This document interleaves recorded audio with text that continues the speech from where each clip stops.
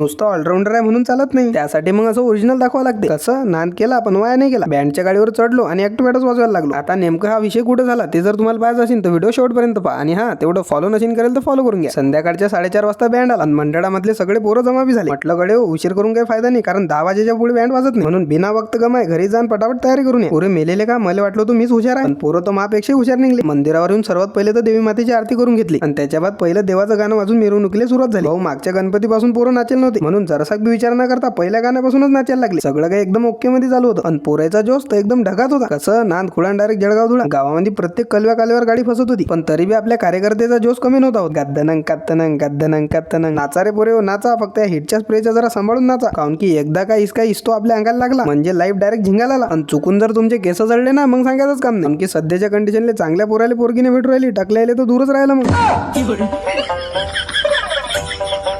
नाचून नाचून एवढं थकलो होतो की डायरेक्ट बँडच्या गाडीवर येऊन बसलो आणि तेवढ्यातच माझी इच्छा झाली की आपण पॅड वाजवू. मग काय घेतल्या 2 काड्या बसलो पॅड ठोकत. आता तुम्हाला विचार पडला असेल की अरे बा याचे 300 फॉलोवर आणि हा कुठेही नाचते कुठेही पॅड वाजवते काही करते, याले काही सरमगिरम लागत नाही का? अरे भावांनो, आपलं काम कसं असते ना, जे मला काम आवडते ना ते मी करतो. मग मी कधीच त्या गोष्टीचा विचार करत नाही की आपले 300 फॉलोवर आहेत आणि लोक काय म्हणतील. आणि कुठेतरी हेच कारण आहे की आपले फॉलोवर एवढ्या लवकर वाढत आणि पुढे पण असेच वाढत राहणार आहे. मिरवणूक संपल्याबरोबर सगळेजण मंदिरात आले. म्हटलं आता नाचून नाचून लय थकलो रे बा, आता काहीतरी खायला पुरते. मंडळवाल्याने खिचडी करेल होती, मग तेच दिली हाणून. चला भावांनो, आजच्यासाठी एवढंच. भेटू पुढच्या व्हिडिओ. तोपर्यंत तुम्ही एक काम करा, खिचडी खाऊन फॉलो करा.